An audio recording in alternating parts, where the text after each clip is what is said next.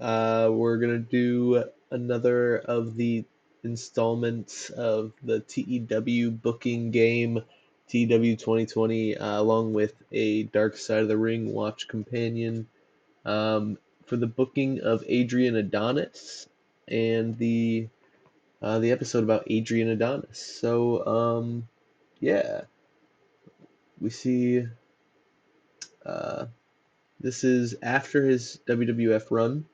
Adrian Adonis um, coming to my company basically instead of the AWA. This is recently, the beginning of the game. Adrian had peaked over at 350 pounds, ceased his prior weightlifting regimen, stopped tanning, and removed all of his body hair. The result has made him appear pale, soft, round, and flabby, despite the fact that he's retained considerable athleticism and agility in the ring. So, yeah, when he did in real life drop down, well, he went to the AWA after his WWF run, and he dropped down like 100 pounds. He hasn't quite been able to do that in my game. Um, I've asked him. Uh, he's not really interested in working on changing his body shape. It's not something he's up for. So, yeah, I've also, you try to get him to stop using hard drugs, and he's like, hey, I've tried, but I can't seem to shake it. So there's that. A little bit of background on Adrian Adonis. He is working the Iceman gimmick in my company, so he has kind of fallen under Kevin Sullivan's, you know, leadership as a cult leader. Kevin Sullivan, of course, managed by Percy Pringle, who kind of turned his back on Mark Callis in our story, who would later become the Undertaker. Um, After encouraging him to go down the wrong path, I didn't really talk about it a whole lot, but during that whole sequence when Undertaker, before he's Undertaker, Mark Callis is beefing with Dutch Mantel, you know, Percy was Mark's manager and was continuously like trying to get him to cheat, trying to encourage him to cheat, just trying to get him to go that extra mile, basically, you know, alluding to a heel turn a long time, and it, definitely made some of the matches suffer because of the way TEW 2020 runs. But what are you gonna do? Um, but anyway, Pringle left and joined Sullivan. Manages Sullivan, and then let's see here. What do we got for our stables? So yeah, the technical trinity, and then we have who Taz is no longer a part of, as y'all know. So yeah, Kevin Sullivan is running the biggest stable, or the main stable. Not the biggest stable, but the main stable. Hardly a major player. A little bit of momentum on the side of the Samoan clan, but they're working up. Keisha's getting better and better. Just still working a bit more. Kevin Sullivan, Adrian Adonis, and the Destroyer, Barry Darso, are our main faction right now. So it works out that we're about to be doing the story with Adonis. But yeah, Adonis with the gimmick of Iceman has been working kind of in a way that you'll see in his earlier career. He worked in, and when he went back to the AWA. But yeah, we'll book him in a couple of matches tonight. And we're going to unfold a story, or start to unfold one, and we'll tell it over these next couple of episodes um, between two heels. But I think it's going to be a pretty hot angle and ahead of its time as it is. I think we'll like it. Let's start the companion here. Thank you, Vice. The accident occurred around 9:30 last night near Lewisport, Newfoundland. A van containing 4 professional wrestlers suddenly plunged This into a is a shallow tragic stream. tale. Police in Remember? Newfoundland say they're continuing their investigation. Adrian, Adonis. Good friend called me. He said, "Did you hear about Adrian?" I said, "No." I phoned my wife. I said, "I'm coming home." And she said, "Okay, why?" I said, "Something happened?" I said, "Yeah." I said, "Everybody's dead." On July 4th, 1988, 3 professional wrestlers were killed in a tragic car accident on a remote highway in Newfoundland, Canada. The most famous name among the victims was World Wrestling Federation superstar, the adorable Adrian Adonis. The circumstances surrounding the crash have grown into an urban legend in the wrestling world, fueling decades of debate and speculation. From what I heard, they're drunk as hell. The driver saw a moose and he dodged him and he went down over a ravine and underneath a bridge. The ring truck goes down after them, picks their pockets. One of them lived. I don't know how he's 5 or 2. A tragedy that took the lives of 3 wrestlers, with one man left standing, haunted by what he saw that night. I'll never forget it. You're lucky to be alive. Yes, I am. Thank God for that.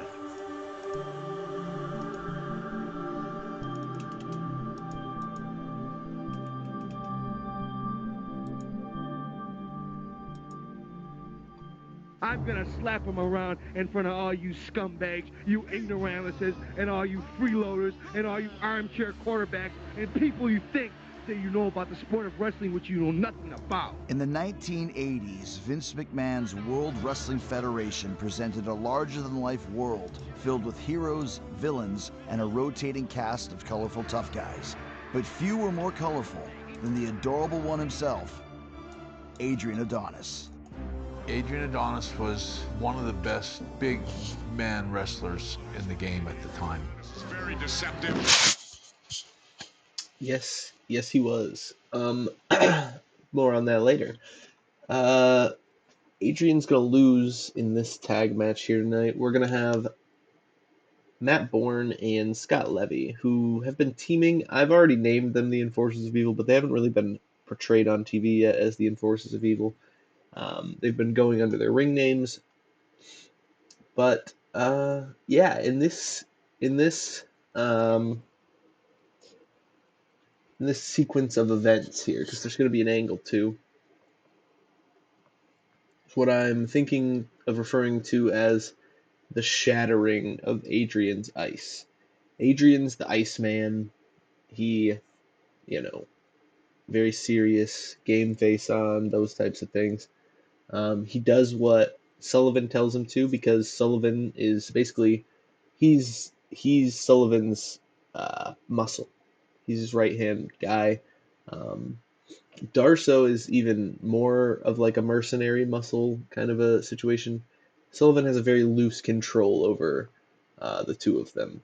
They work together because Sullivan's cult leadership is kind of keeping them around, but mostly because it seems like in the storyline at least that he's also kind of paying their way. When you join the cult, you kind of join up and he'll give you a job as well as wrestling with him and increasing your wrestling stature in the business, if you will, just from being in a stable, being that close to working with Kevin Sullivan is kind of one of the things that he preaches about. But yeah. Anyway, yeah. So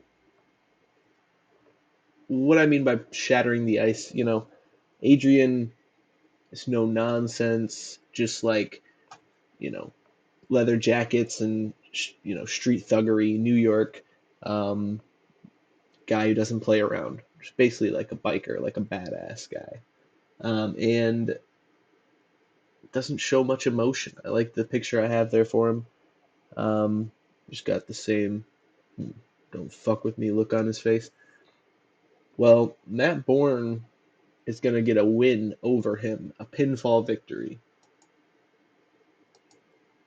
And it's going to be a clean pin after an open match.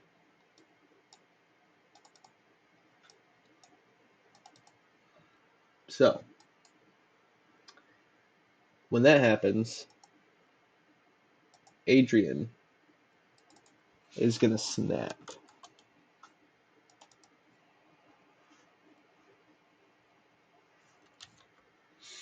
On Matt Bourne. Let's do entertainment.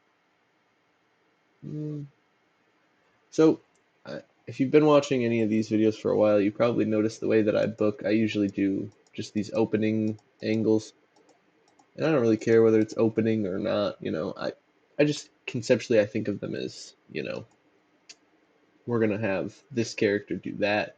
Whether there's like a different way of spicing it up, having an interviewer be there, having them come to ringside, having them backstage in their locker room, or whatever that flavor is. I don't really book it that way, just to keep it easy, keep it fast. So I think this might end up actually being more of like a tag brawl situation. But Adrian is gonna beat down Matt Bourne after the match. Scott Levy is gonna try to save, but Kevin Sullivan is gonna intervene. Excited to see this new level of intensity out of Adrian. And yeah, let's see. You'd prefer to work without a script? That's okay. We're gonna call this the shattering of Adrian's ice.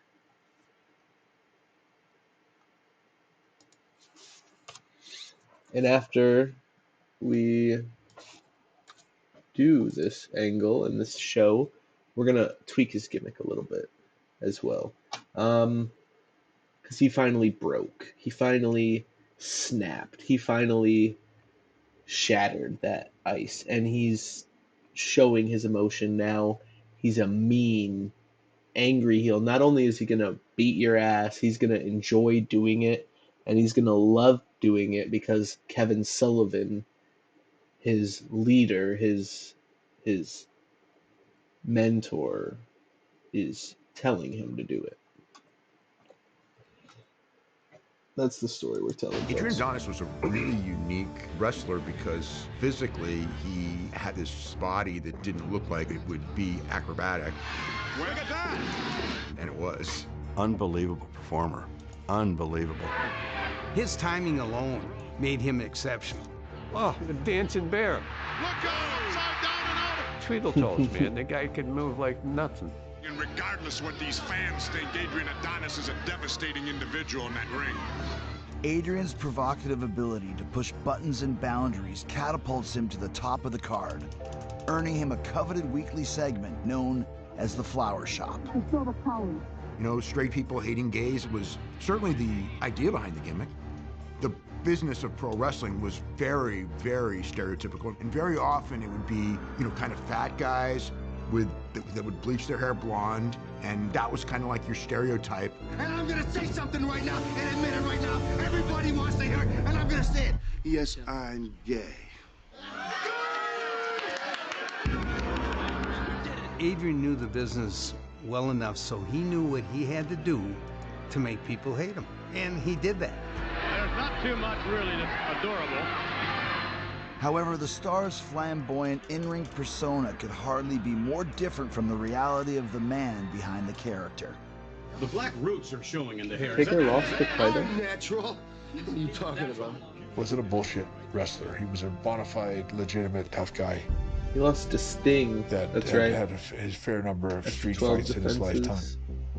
Okay. I'm Bret the Hitman Hart, 7-time WWE World August Champion, to January. WCW Champion, and a WWE Hall of Famer. 6 days ago. And I'm a very close personal friend of the late Adrian Adonis. Born Keith Frankie, the future Adrian Adonis grew up in a working-class neighborhood in Buffalo, New York. He's bread and butter Buffalo, man, born and raised. We grew up on the west side of Buffalo, rough neighborhood, 90% Italian. I'd never seen him lose a fight in my life. As soon as he put that smirk on his face, he knew you better get the hell out of there or you're in trouble. My name is Anthony Gugino, and I'm a close friend of Keith Frankie, the wrestler. Adrian Adonis, as you would know him. You couldn't help love the guy, man. He had a heart of gold. I mean, he'd do anything for you.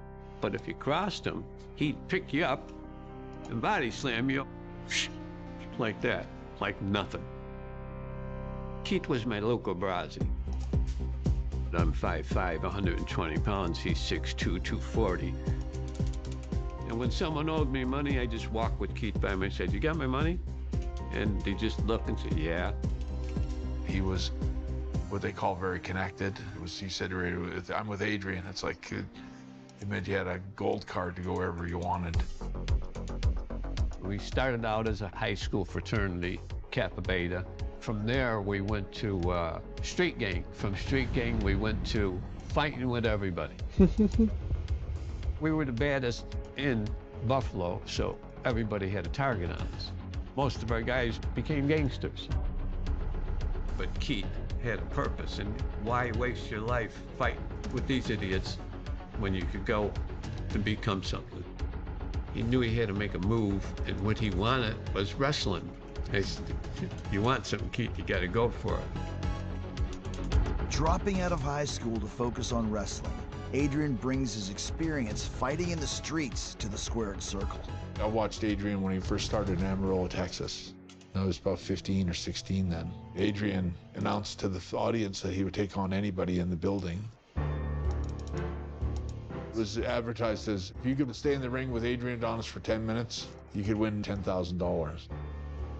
And they'd be about 4 or 5 guys that would come down and they'd interview them and talk to them while they're outside the ring, and then they would get in the ring. Adrian would knock them out cold. It gives you an idea of what Adrian was like. He was a fearless kind of guy. So you have to be a pretty tough guy to take on all comers, you know, fight fans for real. You don't know who the guy is. My name's Dave Meltzer. I'm the editor of the Wrestling Observer newsletter, and I've been covering pro wrestling since 1971. It wasn't enough to just out-wrestle the guy. You know, he'll go and tell his friends, "Hey, I hung with the guy." It's like, you have to leave marks. You have to pound his face in or break a bone or something. And when he goes around town, it's like, oh God, those guys were killers, you know? And Adrian was one of those guys. In time, Adrian's size, look, and killer instinct lands him a spot in one of the most popular promotions in the business, Vern Gagne's American Wrestling Association. We all knew what he was. He was great. Greg! I'm Greg Gagne. I wrestled for 18 years in the AWA. There's the Gagne sleeper! My father was Vern Gagne, a legend in the sport of professional wrestling. And Adrian came in, and Vern liked him right away, liked his presence in the ring. And eventually, they teamed him up with Jesse Ventura. Well, somebody's gonna pay for this. Somebody's gonna pay dearly for this, ain't that right, Adrian? Definitely so. Let me tell you something, Stanley Blackburn. Jesse was the better talker of the two, but Adrian was not a bad talker. He was a good talker, and they played off each other really well. He wore the leather jacket, the New York Yankees insignia, which, you know, in the Midwest, that's good for being a heel. You know, the New York biker type guy going against your Midwest local heroes. The Golden Boy, Adrian Adonis. Seen him live in the AWA with Greg Gagne and Jim Brunzell, and get punched and do these pirouettes and being whipped into the corner and do that flip that Ric Flair would do, and just making little Greg Gagne, you know, thin guy, look like, you know, badass of all badasses. Taking the drop kicks from Jim Brunzell. And it was really there where he went from being what I would call a really good wrestler to being a real star. His bumps and his reaction and, you know, his facial expression, and he was sort of that bully on the microphone. Then a couple weeks ago, I heard Ray Stevens and Pat Patterson out here giving us a so-called challenge. And he could back it up, so he was an exceptional talent. Jumping Jim Brunzell. I'm Jim Brunzell, otherwise known as Jumpin' Jim Brunzell. And I wrestled for 28 years. Adrian knew when to get heat, and then he knew when to give the babyface a comeback. We were so proud of him. One of our guys was actually making to be a star. On TV, we're watching one of our friends grew up on the west side of Buffalo. None of us had nothing. You have no idea the parties we were throwing. After years of building a name for himself in the AWA and across the country, Adrian eventually signs with Vince McMahon's WWF. I got scars on my face. I've had baseball bats across my shoulder. By the time I got to the WWE in '84, I was nobody. I was a little fish in a big pond, and Adrian was a pretty big fish. And look at confidence just oozing. He knew everything about everything in the business. I tried to bond with him or become friends with him. I can remember going up to Adrian Adonis's room. Jim Neidhart told me to come up, and I can remember feeling kind of funny because I could tell like I wasn't welcome. He doesn't trust being around me. I'm a promoter's kid, probably gonna tell on him. And I can remember Jim peeping through the peephole. I could hear Adrian, "It's Brett, don't let him in." And then I could hear Jim go, "No, he's cool, he's totally cool, let him in." Well, I hear the chain come off and Jim was like, "Come on in." Adrian, he's chopping up a bunch of cocaine on in the mirror. You know, he's chopping it all up. A very telling kind of moment for me, because that opened the door for me to sit in a room with Roddy Piper, Mr. Fuji, Iron Sheik. Like, for me, it was like sitting under the learning tree.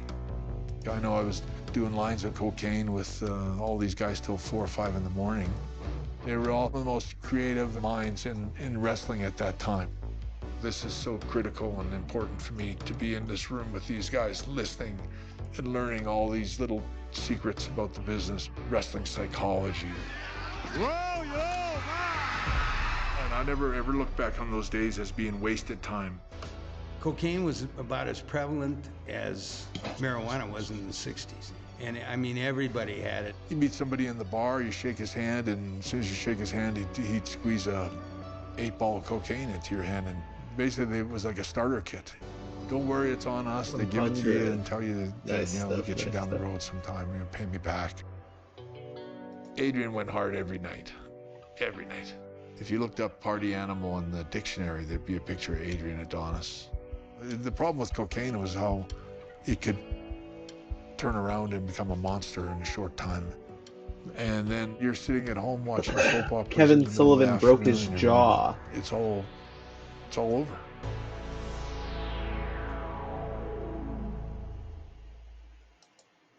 £252, Adrian Adonis. Joining the WWF roster during its 1980s golden age, Adrian Adonis seems destined for greatness. But behind the curtain, the trappings of success begin to take a toll. DiBiase over.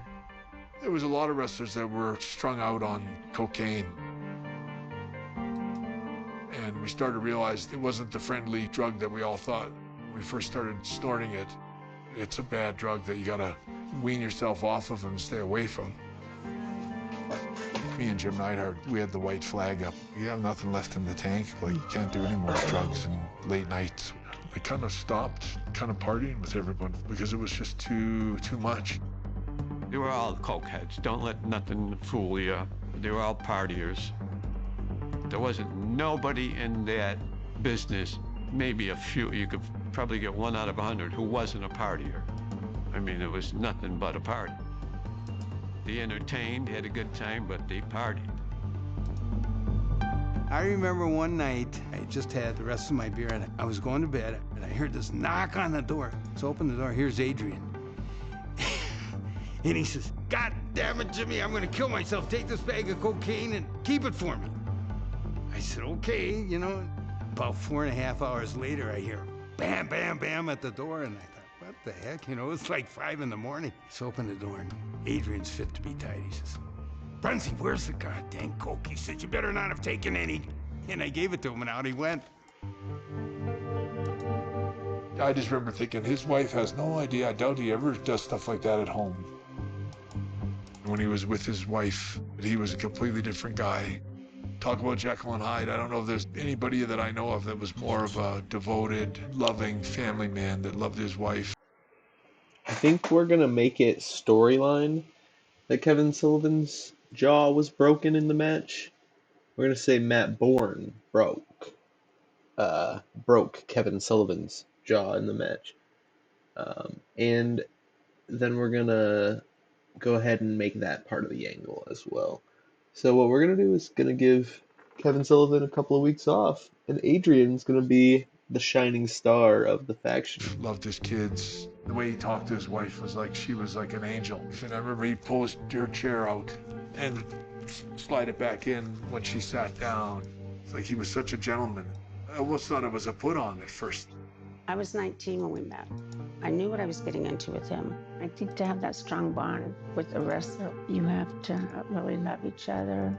This was his dream, and I wanted it for him. I was B. Frankie Hall, and I was married to Adrian Adonis. Home life, that was different. He was definitely not the same as you would see in the ring. No, he was a very gentle, kind, loving, flowers, jewelry, sweet, sweet man. I would wake up and he'd have breakfast made for me and bring it to me in bed. They had such a close relationship, even though he was gone a lot of the time. He would call several times a day. She's, always, I remember her talking about the collect phone calls, the bills would be outrageous. They just had a really good relationship. I mean, their personalities meshed well. I'm Gina Banta, and Adrian Adonis was my father. Thought I was the coolest kid ever. I had a Pee Wee Herman signed poster that he got for me. I am Angela Freitas, and I am the oldest daughter of Adrian Adonis. You were only cool Watching for a Three short Stooges, time with that.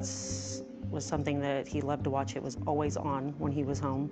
In his big bag that he would take on the road, there was always just presents, gifts. We were going to have fun. Dad was home. I think I was a good wife. He trusted me totally. I never screwed around. I never asked questions. I think we had an awesome relationship. I cannot get mad at that man. I cannot. Despite his stable home life, Adrian's cocaine addiction causes his in-ring style to become even more vicious, ultimately damaging his reputation backstage. Well, he was edgy. I mean, he was edgy. He had a temper. You'll see the sadistic come out of Adrian now. If I know Adrian, he's going to get real nasty right now. Coked up Adrian Adonis would be very, very rough on guys, and if they complain, it's like, well, you're not tough enough for this business, get out. Wow, a lot behind those days. The thing about all those kind of things is every dog has its day. There's always going to be somebody that can whip your butt sooner or later. My goodness. In 1985, Vince McMahon decides that Adrian's character needs a dramatic makeover, from New York City tough guy to something completely different. You look a whole lot different. When Vince took over in '84, it was more and more about colorful characters. It was not as much about tough guys. Everybody had to have a gimmick. And that Adrian Adonis gimmick he didn't see as a main event gimmick. A New York tough guy thing. The leather jacket is going to be retired. Weighing 281 pounds, the adorable Adrian Adonis. How is Taxman a swagger gimmick? There are certain things that defy description. The idea of the gay character. That was not super common, but it was absolutely there, starting with Gorgeous George. So of course, when something is successful in wrestling, everybody copies it. So he went from, the Adrian Adonis, black leather, New York tough guy thing. And then they started doing vignettes where he was, embracing his other side. May the Rockettes eat your heart out. I'll tell you, when they made him dress up with the perfume thing and is a homosexual, none of us liked it, but we understood it. He was too good to be doing what McMahon wanted him to do. But up there, that's the way he had to survive. They do not approve, apparently. If he had to do that, he had to have a gimmick. He had to be this big, like Gorgeous George for Vince to give him any credit. Do they say when he's out on the town that he's a gay blade? I don't know.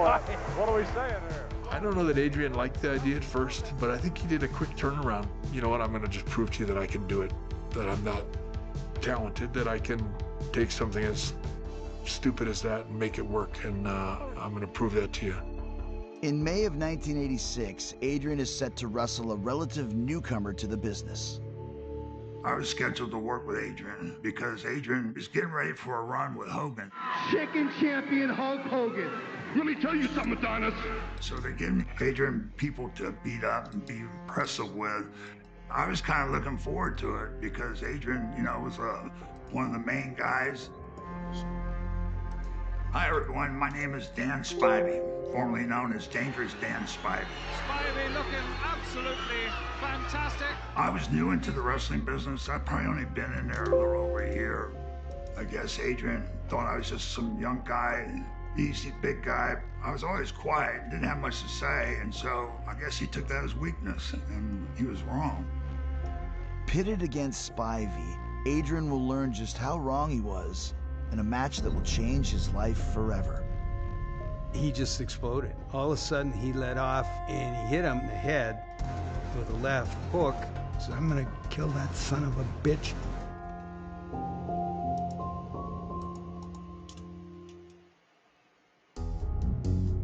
In the lead up to his showdown against world champion Hulk Hogan, Adrian Adonis is set to wrestle and defeat Dan Spivey, solidifying his position as one of the top villains in the company. Of course, I had in the back of my mind that he was also a tough guy, and you know, I heard that he would take advantage of guys, so I had mixed feelings about wrestling. And sure enough, got in the ring, he started kicking me really hard, calling me a stupid son of a bitch, you know, and just abusing the shit out of me. Adrian Adonis wasting no time and taking advantage of the inexperience of the Golden Boy. I was pissed after the match. I was going to fight him right there, and Davey Boy and Dynamite and Scott McGee grabbed my stuff. They got us a cab, got me back to the place, and got me out of the Coliseum. So the next night, we were in Flint, Michigan. It was sold out, 10,000 people. Vince says, you guys are working together. I said, okay. Bob Orton and I had heard there was some bad blood, and it had been building between Adrian and Danny Spivey. We're hoping that the match should get by. He was supposed to win.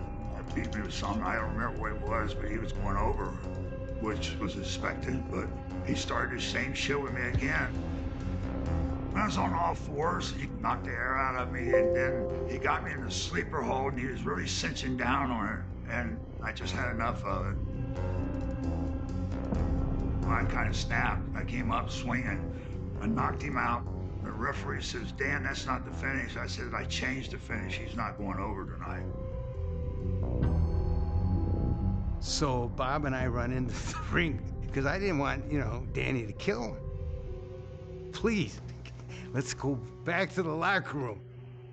Everybody was going crazy running around the dressing room. I'm still pissed. And then all of a sudden, the door opens up. And Adrian's coming. He starts talking to Danny, you know, like he was going to apologize or something. And then he goes to leg dive Danny. Spivey, you know, he's a quiet guy. If you poke a dog a number of times, he's going to bite your ass.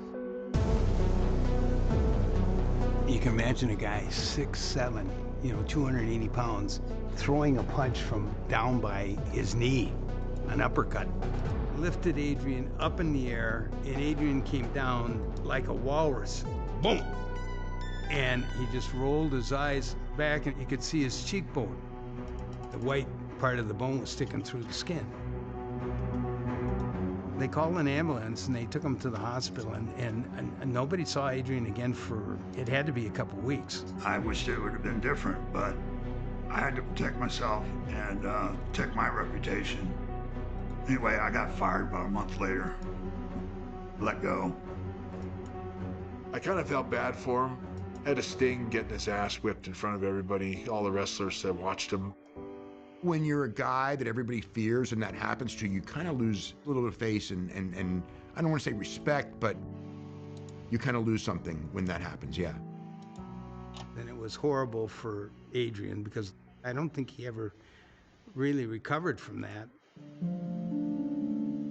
Humiliated after the confrontation with Spivey, Adrian spirals further into his cocaine addiction.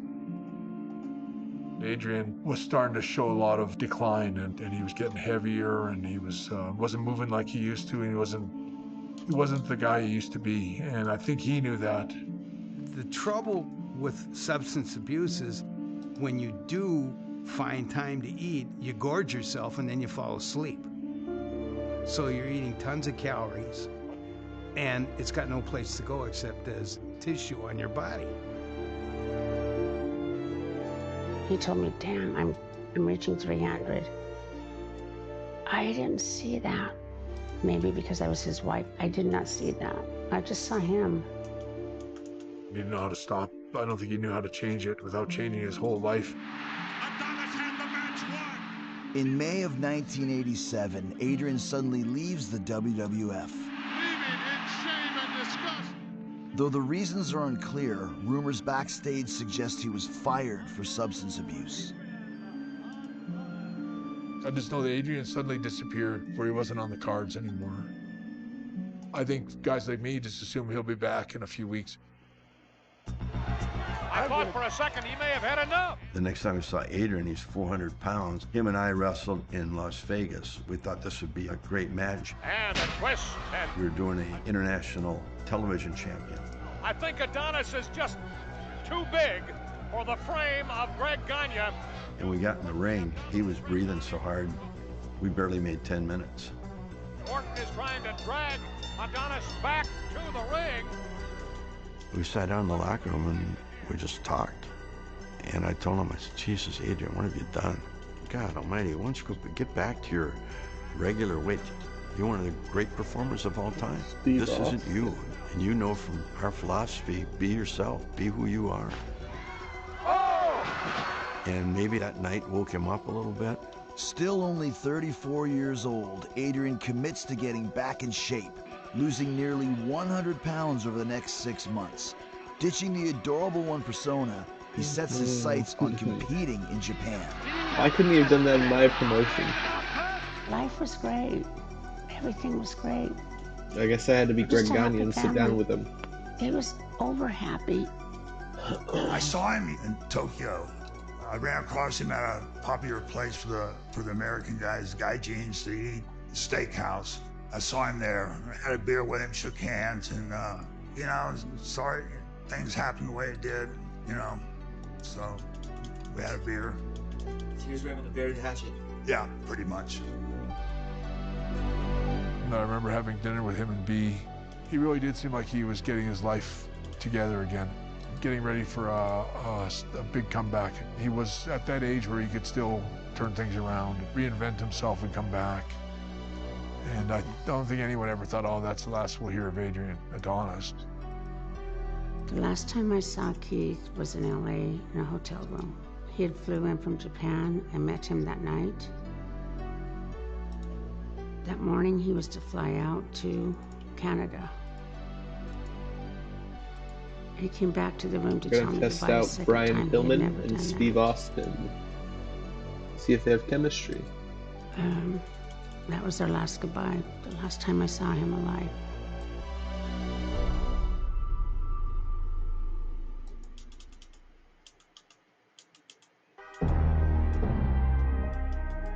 Leaving his wife in Los Angeles, Adrian departs for Canada, where his fate will intersect with a pair of veteran wrestlers known as the Kelly Twins.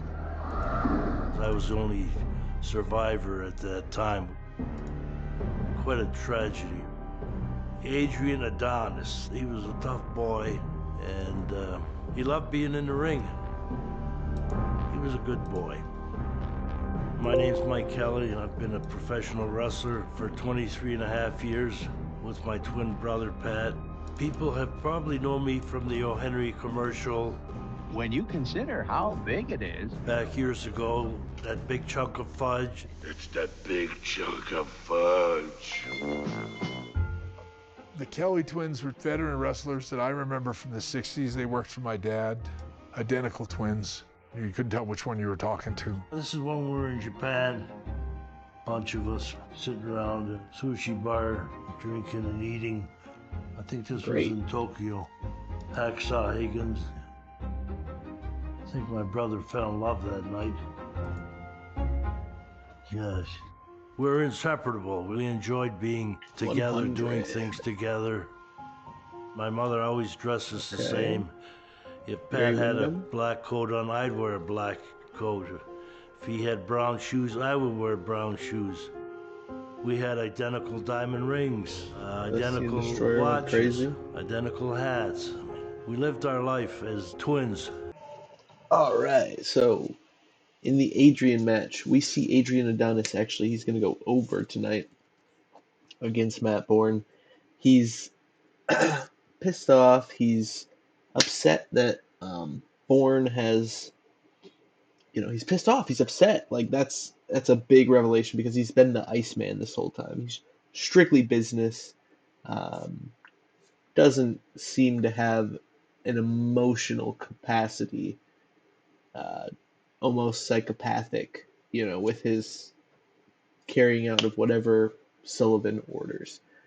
So now that someone's really hurt Sullivan and taken Sullivan away from him, Sullivan has to go get work done on his jaw in order to be back in the ring to compete as soon as possible. And in a lot of ways, this broke through not only the ice of Adonis's Iceman persona, but through the shield and through the armor, through the aura of invulnerability around Sullivan for his cult members, But yeah, Adrian Adonis and Matt Bourne have good chemistry. Good to hear. That's dope. So I really like that we were seeing that. And we're gonna see this play out a little bit more. They are gonna work a good little program between Adonis and Bourne. So yeah. An adorable dog. I've got to change his moveset. Anyway. He got hurt one time, and I wasn't there, and I knew something was wrong. I says, my brother's hurt. Okay. I could feel it. That's good. We had that special bond, which was good for us. So how did you get the call to do the Newfoundland tour? We were working around Toronto. Dave McKigney, the promoter, he had called, asked us if we wanted to come down to Newfoundland, and I said, well, yeah, we'll come down and wrestle for you. Okay. So we packed up our van and drove down with my brother and I, and Adrian Adonis come in from Japan. The main event was Adrian Adonis with the Bearman against my brother and I. Dave McKigney was journeyman wrestler who promoted shows, and his gimmick was that he had a bunch of bears living at his house that he trained to wrestle. So that's where he got the name the Bearman. No. Dave was He's probably going to be the biggest star in their entire promotion. He was a good person and a good promoter and one of the best payoff men ever. My name is Ricky Soulman Johnson. I bore the name from my brother, Rocky Johnson, actually, because we were partners for a long time and he passed away, so I decided to honor him by using his nickname. Bearman stores were almost like a traveling circus. We had gadgets, bears, and was something for everyone. Dave the Bearman, he owned the Wrestling Bear, Terrible Ted. It's kind of a rib, but the promoter tells you, you're wrestling the Wrestling Bear tonight. It's like really? Like, are you kidding me? I wouldn't get near the bear. A bear has so much strength, it could tear you apart in less than half a minute. Actually, there was an incident with Bearman's girlfriend. Apparently she was upstairs taking a shower, and the bear had sensed it, and Bearman was working in the garden. Even if he's a tag team partner of Adonis. The bear actually came up into the bathroom, clawed her to death. Bear had True tore her to darkness pieces. disbanded, y'all. It was a tragedy when I heard it. I just couldn't believe it. He was supposed to marry this young lady. Despite this tragedy, McKigney continues to work with Bears on his next tour. An 8-week trek across Newfoundland with a troupe of wrestlers that includes the Kelly Twins, Ricky Johnson, and Adrian Adonis. It was great. Everybody was happy. Everybody was making money. And the people in Newfoundland were so very nice to us. We were in Gander, Newfoundland. The next night, we had to wrestle in Lewisport, Newfoundland. The mayor of Lewisport phoned the hotel in Gander, a Holiday Inn. It's hard to talk about. And he asked, would any of the wrestlers come to Lewisport that night that we were off, because they'd like to throw a party for us. July 4th, 1988, he had called me 3 times.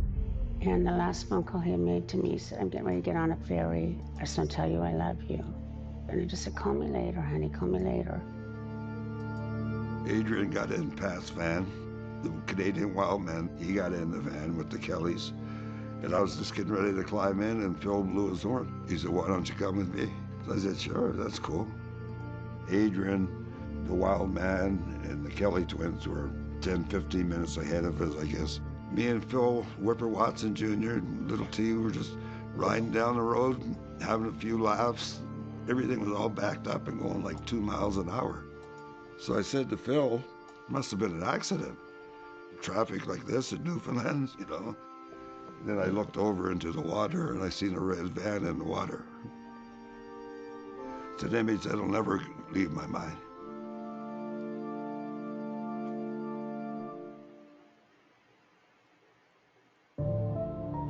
We were traveling to Lewisport, Newfoundland, so we could advertise and talk about wrestling. And there was a guy there with a camera. He was going to take some pictures of us. My brother and I, Adrian and Bearman. It was about 8 o'clock at night. It was as broad daylight as it is at noon. Pure daylight. I couldn't believe it. It was amazing. It freaked me right out. It looks like a desert out there, actually. We had to go around these big rocks. We just barely got through with our van. We were going down the highway and I saw a little bear cub. My brother, the reflection of the sun caught the side of his eye and he had swerved to the left where the grass was. The van had gotten down in a little gully and hit this huge rock dead on.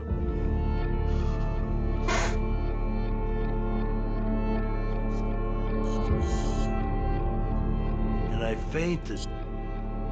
And I woke up and I felt this water was ice cold. I just wondered what had happened. Like, why am I in this stream? Then finally, I saw my brother behind the wheel, slouched on the steering wheel. He had passed away. I could tell right away. Yeah, it was horrifying. And, give me a minute, please.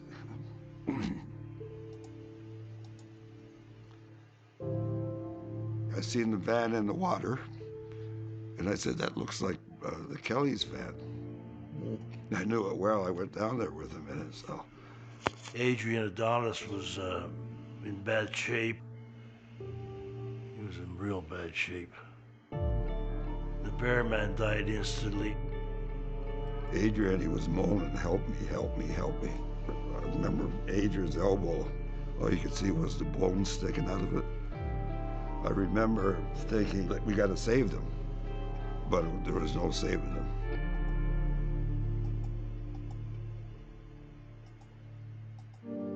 It was 4th of July, so, you know, we were celebrating with all my cousins in Bakersfield. And I do remember we had just like a little get-together.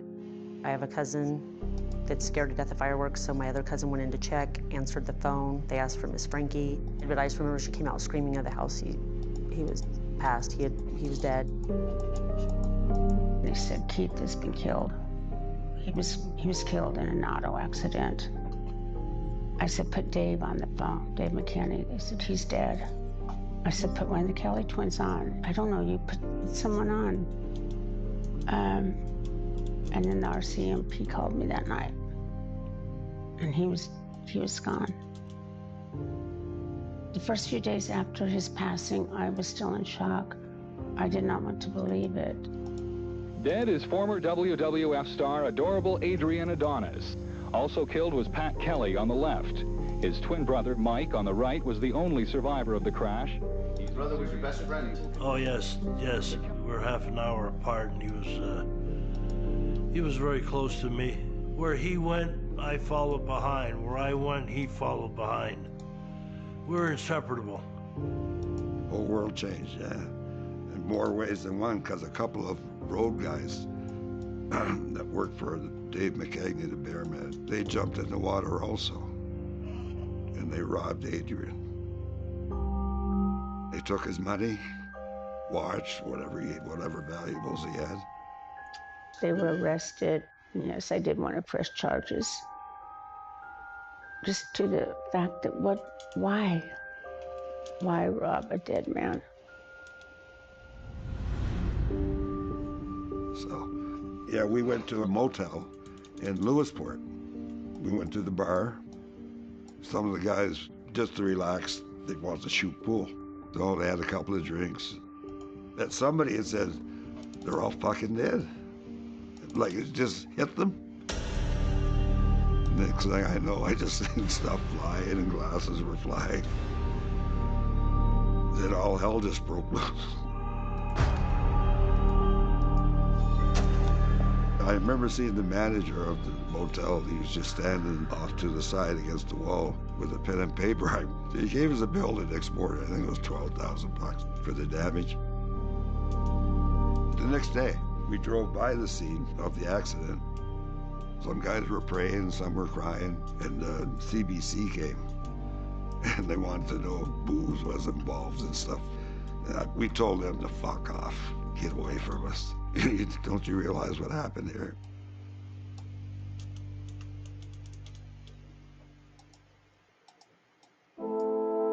Though it's never been proven, some have suggested that the accident that killed wrestlers Adrian Adonis, Dave McKagney, and Pat Kelly resulted from drinking and driving. I don't like to think Keith dying like that. He probably were coming from a wrestling match, partying, having a good time. No drugs, no alcohol. The doctors had checked all that on me, and that there was no. And nobody was drinking in the van? Definitely not. No, definitely not. I keep a photo of him in my wallet at all times. I have photos of him in my bedroom.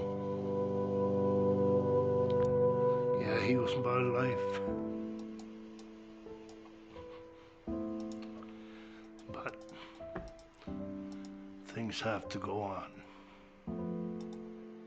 By the grace of God, it could be you, because you never know. We're on the road every night. Guys were drinking a 12-pack of beer, smoking, joints and snorting coke and driving 100 miles an hour. And nobody got killed. Here's a guy doing the right thing, and he ends up dying in a tragic accident. When all of us guys are out here doing the wrong shit, and we're still alive. How does that balance out? I guess God was right, the good die young. And Keith was one of the best. He was one of my closest friends, even though we were miles apart. I was in a federal prison in Texas. When he died, I was in custody, so I wasn't able to go to the funeral. I remember B telling me that he was so big that nothing could ever hurt him. I remember thinking the same thing, like he was indestructible. The whole funeral was a blur. It really didn't hit me until later.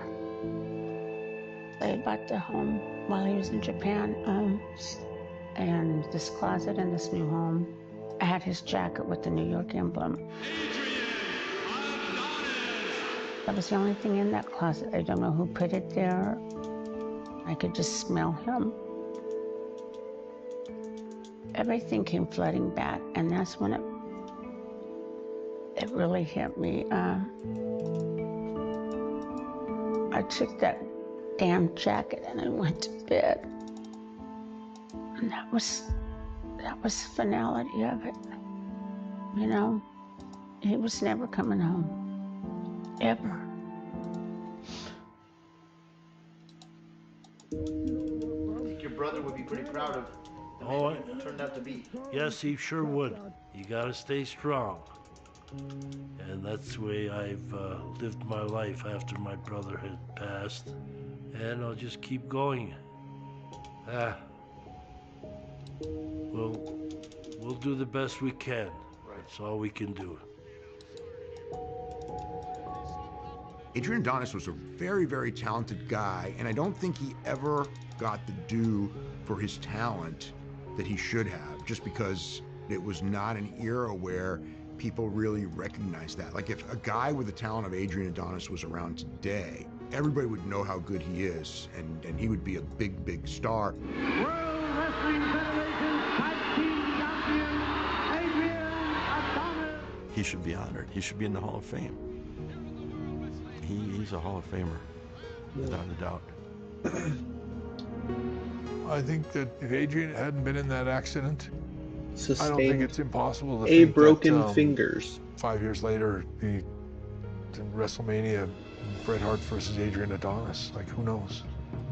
I would want him to know how much I appreciate all the little bits of advice and encouragement that he gave me all through my career, and just the friendship that I had. I Adrian learned so defeat much Matt. from him, and I never take it for granted. Once again. I would have given anything to have an Adrian But next Adonis time, waiting we'll for see me in the ring. evolution of this rivalry. He was Next time is real tomorrow, deal. if you're watching the stream, and next week, if you're watching on YouTube. But for today, that is all. Hold on. Seems like it wants to play as soon as I go away, but in any event, great match. Pretty good match, anyway, we'll say. We want Ric Flair and Kurt to have a better match, and we want, some 90s. 92, Kurt Hennig's gimmick is getting a bit stale. Cool. And 86, pretty good, pretty good. Rick Rude and Blackjack Mulligan have good chemistry. Good for them. Plus popularity in 23 regions, that's pretty good. Yeah, that would be the end of this episode, folks. Thank you for joining us. Thanks for watching along. Thanks for playing along. Yeah, Butch Miller's not going to come up. Anyway, peace out, y'all. Have a good one.